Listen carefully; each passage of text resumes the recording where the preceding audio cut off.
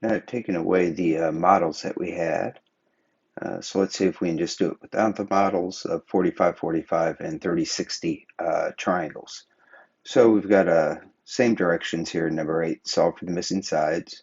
We have a 45, 45, 90, so just mark right in your drawing x, x, and x root 2. Ignore what they've written. So we know our x is 3 root 2, so we know this side, which is also x, is 3 root 2, and up here it is 3 root 2 times root 2. Okay, there's my x, and then it says take the x times root 2. Root 2 times root 2 is just 2, so it's 3 times 2, or 6 for that side. Here's our 30, 60, 90. Just mark it again. This is x. Hypotenuse is 2x. And x root 3 for the long leg. This will be easy. X is 2. So 2 times x, that makes this side 4. And then 2 times root 3, so it makes this side 2 times root 3. And you're done. Just x times root 3 there. Another 30, 60, 90. They didn't mark the 30, but that's where we start because we have to go across from it. That's our x. Hypotenuse is our 2x. And our leg is x root 3. That's nice. If I solve this to figure out what x is, I divide both sides by root 3, and it just turns out to be 5. So now I know this side is 5, and 2 times 5, our x value, their x, is 10. By the way, this is why if you ever have a triangle you're trying to solve on your own, if they haven't named their sides, it's much nicer because then you can just name them, x, 2x, and x root 3. And I wish, even in these problems, I wish they hadn't put these x's in there because I think that makes it a little confusing for students. Write the answer as a fraction and as a decimal rounded to the nearest hundredth. So now we're into our trig stuff. The phrase you're going to remember is SOHCAHTOA.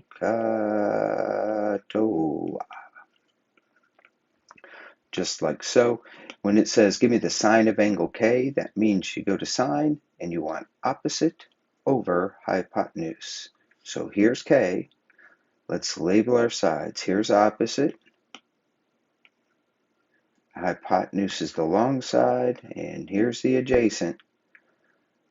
So let's just start writing them. Sine K, opposite is 4, adjacent is 3. But I didn't want adjacent, I wanted hypotenuse. So opposite over hypotenuse, so 4 over 5. Sorry, my mind wandered for a second.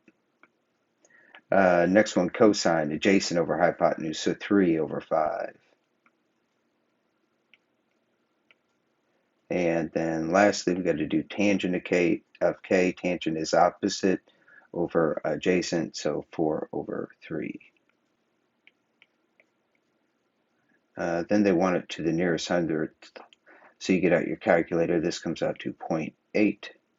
This comes out to 0.6. All I'm doing is changing these to 10. So 3 over 5 is 6 over 10. That's 6 tenths. 4 thirds I can't quite do as nicely. It's going to be 1 and 1/3, so 1.3. Repeating, they want it rounded to the nearest hundredth. So 1.33, I guess to show those to the hundredth, I should put a 0 on them. Number 10, find the missing side length. So we're using trig again. These aren't special triangles. They aren't the 30, 60, 90s. We're just looking for sides here. So always start with the angle that they give you. Then label your sides, opposite, your hypotenuse, your adjacent.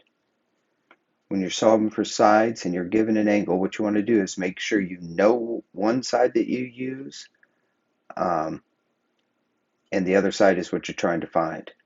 So in this case, if I'm looking for x, I got to use one of our trig functions that has an h in it, because that's the hypotenuse. So let's write down our SOHCAHTOA again.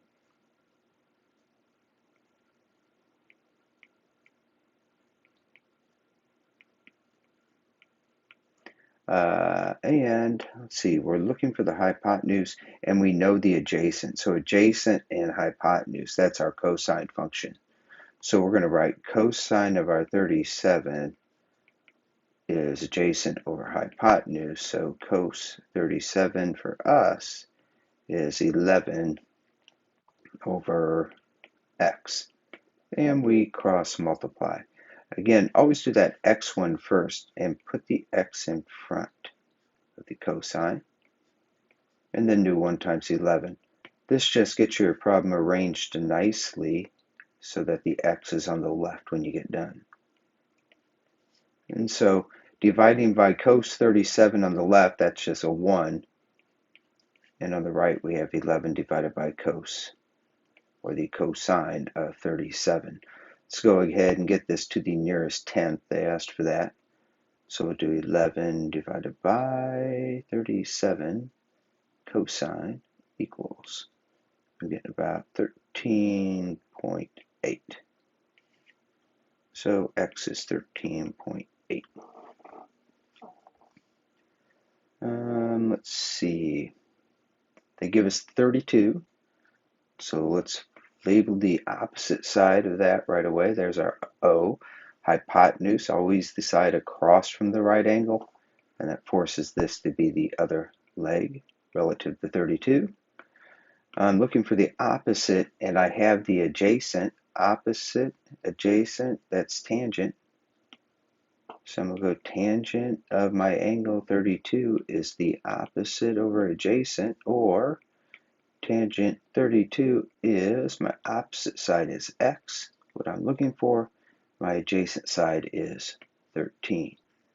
Put the tangent over a 1. This time I'm going to do the 1 times x first to get my x on the left. On the right, I can't emphasize this enough, you write it as 13 times tan 32. Put the 13 in front of it.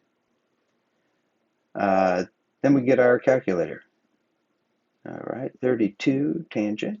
So there's the tangent of 32, then I just take it times 13. Looks to me like it's 8.1 units long. And our last page. I believe that's our last one. Yeah. Let's go ahead and knock that out in this video. Find missing side lengths. So this is more of the trig. Let's do it without writing down our sine, cosine, tangent. So immediately when you get a problem like this, go straight across, go opposite, hypotenuse, adjacent. You don't care about the opposite side because you're not trying to find it. You're trying to find the adjacent, and they give you the hypotenuse. So adjacent and hypotenuse, that is ka. So ka, there it is, adjacent and hypotenuse. So let's use cosine. And this is where I usually, if they don't make me write down every single step, I go cosine 47 is adjacent, x over hypotenuse. So x is cross multiplying 3 times the cosine of 47. And so note some shortcuts. I don't put 3 dot cos 47. You put the 3 right in front of it. I don't put it over 1 and show that cross multiplication. You just kind of go, oh, okay, that's 1x. I also didn't write cos as opposite over or adjacent over hypotenuse. I jumped right in with my variables. So those can speed up the process. 47 cosine it, and then times 3. So this is 2.0. They want it to the nearest tenth. Next one, there's our 53. So the opposite side's over here. Hypotenuse is across from the right angle, and that would be our adjacent. You go, opposite is what I'm looking for, and I have hypotenuse. Opposite and hypotenuse, that's the sine function. So opposite and hypotenuse. So we just write sine of 53 is equal to opposite over hypotenuse. This time, if I put it over 1, if you want to see that, 1 times x, we just get our x. And here comes that 5 sine 53. That just means 5 times the cosine of 53. Cosine 53 is 0.6. Take it times 5, and we get about 3.0. So this is about 3. And our last one like this, let's mark a cross. So there's our opposite, our hypotenuse, and our adjacent. I'm looking for the adjacent side, and I have the hypotenuse. Adjacent and hypotenuse is the cosine. Adjacent and hypotenuse, so I put cosine of my angle is equal to my adjacent side, which is x, over hypotenuse, which is 3. And so x equals 3 times the cosine of 40. Get out the calculator. 40 cosine times 3. I find out x is about 2.3 units long. Use a calculator, so I've got my calculator right here. Round your answer to 4 decimal places, so 22, and I hit the tangent, so it's going to be 0.4040. 20, and I have to cosine it, so 0.939, that's 6 will round to a 7.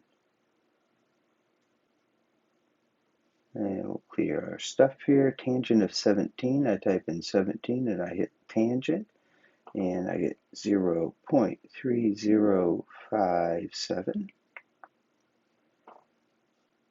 Clear that. The sine of 21. 21 and sine 0.3584. 77 sine. So we'll round up to a 4. I don't know why I put a dash through it there. And finally the cosine of 87. So 87 and cosine 0.0523, nearest 4 decimal places. So we're going to stop at the 3 right there. 2 and 3. There we go. Pretty straightforward. Just make sure your calculator is in degrees. You can see that little degree symbol up there on my calculator.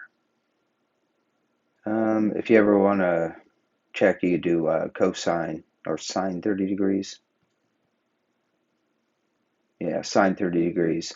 It should always give you a 0.5 if you are in degrees. Find the measure of each angle around to the nearest. So now we're solving for angles. Notice, and I mentioned this in our notes, they're using that weird symbol. That is that Greek letter theta. Looks like a circle with a horizontal line through it. So for this one, now when you do them, you got to, that automatically defines this is opposite side. Here's your hypotenuse, and here's your adjacent side. And you got to use 2 sides that you know to figure out the angle. So in this case, adjacent and hypotenuse, so that's cosine. So cosine of, and we just write the angle that we're looking for, in this case, theta. It's also angle A, but theta refers to the measurement of the angle, so it's a better representation of what we're looking for. Cosine, adjacent, which is 12, over hypotenuse, 13. And then we inverse cosine both sides. Now, on the left side, they just undo each other. And on the right side, we're going to have to get a calculator to evaluate what that is equal to. So on our calculators, we type in 12 divided by 13, and then we hit the inverse sign. So that angle to the nearest whole number, they say, so 67 degrees. Let's do the same thing for 17 here. There's opposite, and this is adjacent, that's tangent. So tangent theta is opposite, 7.7, over adjacent, which is 14. So the theta is equal to the inverse tangent of 7.7 over 14. So 7.7 divided by 14 on my calculator. And then I got to inverse tangent it. Nearest degree, 29 degrees. Number 11, here's my angle theta. So this is opposite. That forces this to be adjacent and hypotenuse. Let's see here. I've got, I don't know the opposite, so that rules out sine and tangent. So it's going to have to be cosine. Here's adjacent that I know and hypotenuse. So cosine of theta is adjacent 4.4 over hypotenuse 11. So inverse cosine theta equals inverse cosine of 4.4 over 11. And let's get out our calculators. 4.4 divided by 11. And inverse cosine, I'm getting 66 degrees. Last few problems here, these are just checking to see that you understand. All we have to do to find B, understand the inverse functions, is inverse function or inverse sine both sides. So it's taking the ratio, mapping it back to the measure of an angle. So 0.4848, there we go, inverse sine. To the nearest degree, so 29 degrees. For B, you'd have to inverse cosine both sides. So 0.5878 inverse cosine to the nearest degree, 54 degrees. And C here, inverse tangent both sides, 19.0811. 19.0811. We got it in there right. Inverse tangent, 87 degrees. And there's that whole screen.